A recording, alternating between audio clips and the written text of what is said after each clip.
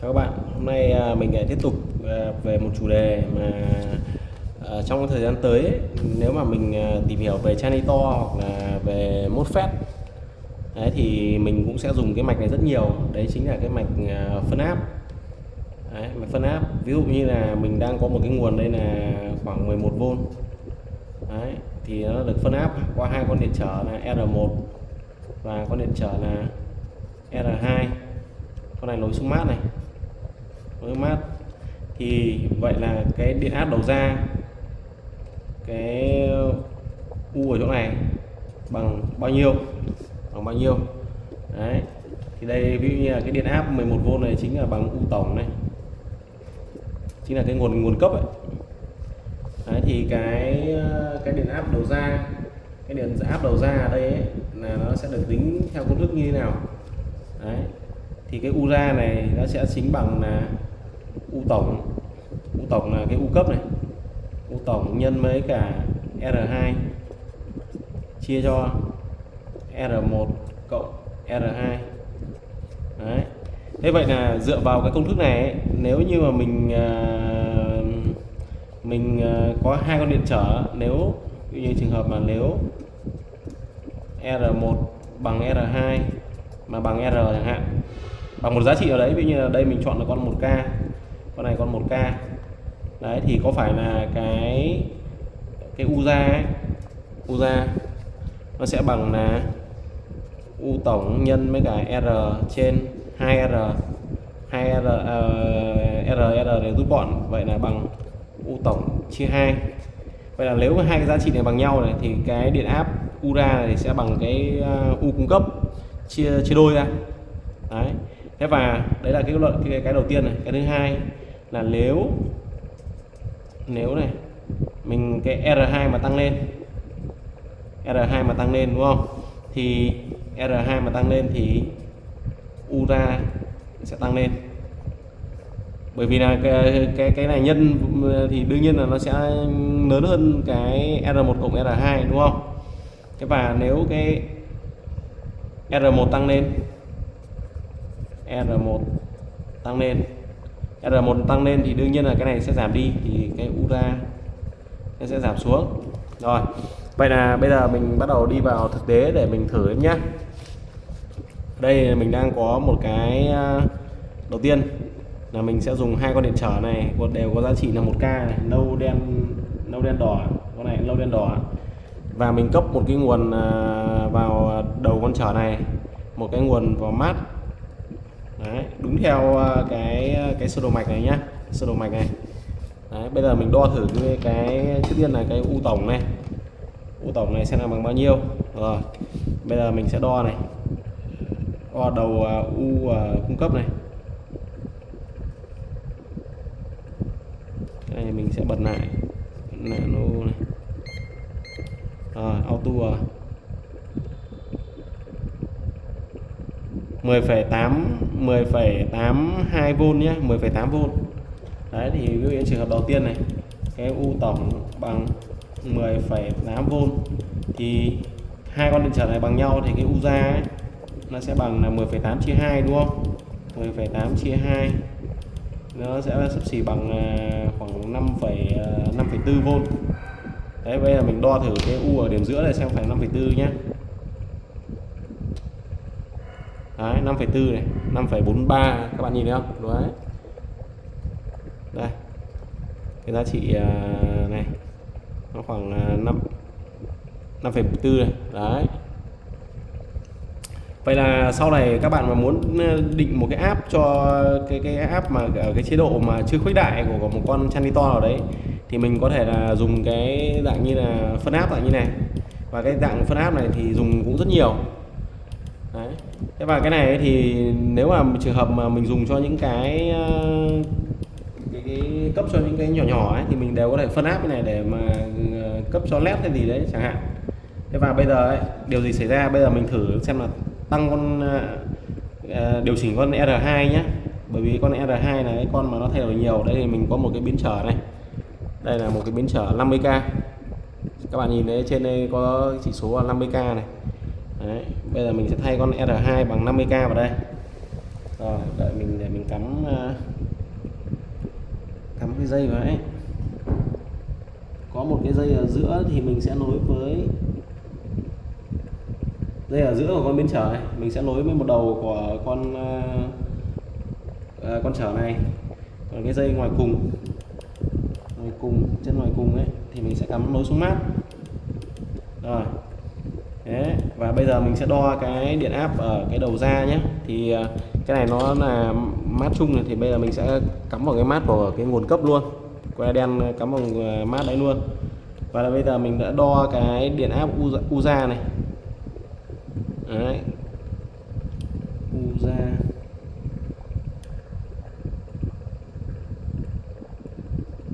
429 này. Đây bây giờ bắt đầu mình điều chỉnh này, điều chỉnh biến trở này, các bạn thấy không? Đấy. Khi mà cái này lớn nhất tức là 50k thì nó ra được là 10,52V, mà cái ở cái nguồn này là bao nhiêu? 10,73, bởi vì là nó bị mất cái sụt áp qua cái con điện trở 1k này, đúng không? Đấy. Thì đây là mình có thể điều chỉnh cái này này. Đấy, bây giờ mình muốn nhỏ này, vặn cái điện trở này, vặn điện trở R2. Đấy, các bạn thấy điện áp đầu ra nó thay đổi chưa? Đấy, còn 0,6V này.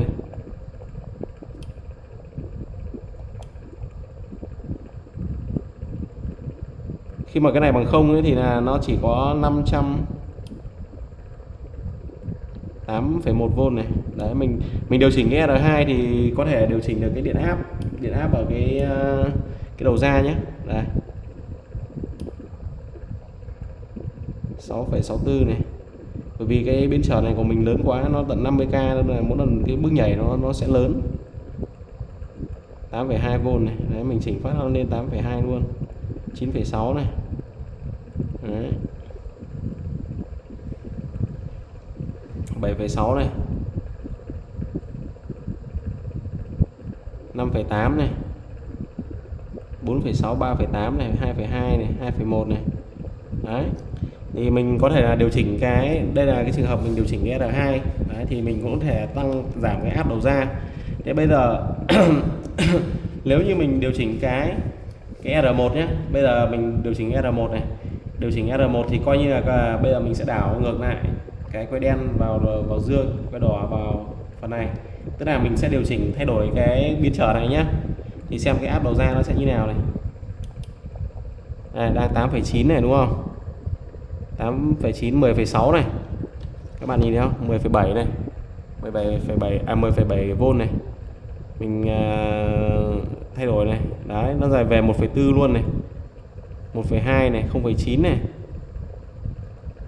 Và nếu mà cái này lớn quá này nó không dẫn luôn bạn.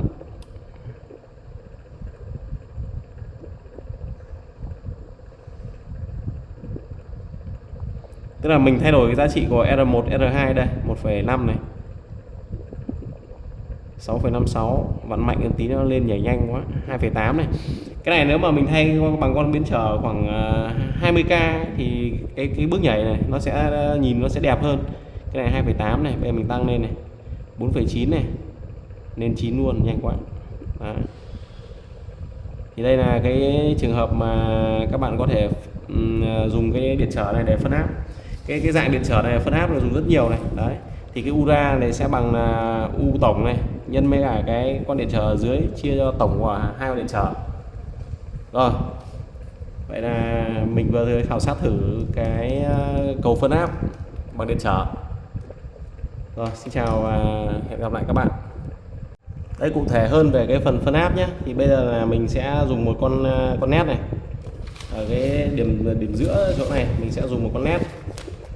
Đấy, cái chỗ U ra này mình sẽ dùng một con nét này, con đèn nét. Sau đấy nối cái con đèn nét này xuống mát, đúng không? Đấy, nối con đèn nét này xuống mát. Thì khi mà cái U này mà nó nhỏ ấy, thì con nét này không sáng. Thế sau đấy mình sẽ điều chỉnh cái con biến trở. Ví dụ như đây, cụ thể ở đây là mình điều chỉnh con R1 này. Thì bắt đầu là cái điện áp ở đầu ra này nó sẽ tăng lên đến mức nào nó sáng, và tăng quá thì con nét này sẽ cháy. Thì bây giờ mình sẽ thử nhá. Đây. Bây giờ mình bắt đầu tăng lên này. tăng chậm thôi nhé, để các bạn nhìn thấy nét nó sẽ sáng dần lên này. Bây giờ bắt đầu mình chỉnh nhá, vẫn chưa sáng này, bởi vì còn đá bắt đầu có cái đốm đỏ này, các bạn nhìn thấy không? Mình thêm tí nữa, đấy, đỏ lên này, mạnh lên tí này, sáng mạnh lên này, vặn thêm tí nữa này, nó sẽ sáng mạnh lên này.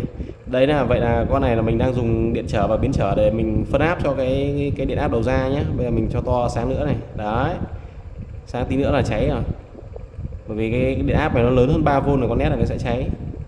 Cho cháy hẳn luôn này, cháy luôn này. Đấy. Thì bây giờ mình sẽ thay một con nét khác. Đèn nét thì mình nhiều lắm các bạn, nét mình từ ngày xưa mình làm cái dạng ma trận nét nên là nó nhiều. Để thử con này nào, con này không biết là cháy chưa. Đấy, sáng này, sáng lên mới hơn một ít này, sáng lên ít nữa này. Con này nó khoảng 3V nó là tối đa nhé, là nó sẽ sáng tối đa. Đây, mức này là gần như tối đa này. Nếu mà mình chỉnh tí nữa là con này lại cháy này. Đấy, bây giờ nhỏ, muốn nhỏ này mình chỉnh bit áp. Thì cái nguyên lý của cái chiết áp này thì nó cũng giống như là cái nguyên lý của cái chiết áp mà vặn vào âm ni ấy. Đấy, các bạn chỉnh thì cái tín hiệu nó cũng mạnh hay nó nhẹ, nó giống như này. Đấy, nếu mà nó thoát bớt xuống mát thì coi như là tín hiệu nó yếu đi, còn nó mà không thoát xuống mát thì tín hiệu nó sẽ lớn. Đây, con nét này cũng thế đó, thấy chưa?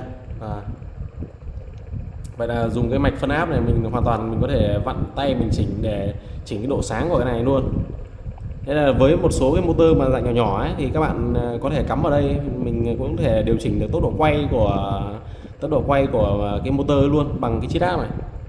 Thay vì con nét này thì các bạn dùng một cái motor nhỏ ấy, nhỏ thôi nhé, bởi vì công suất này ra nó không lớn. Đấy. Rồi, ok. Rồi, xin chào các bạn.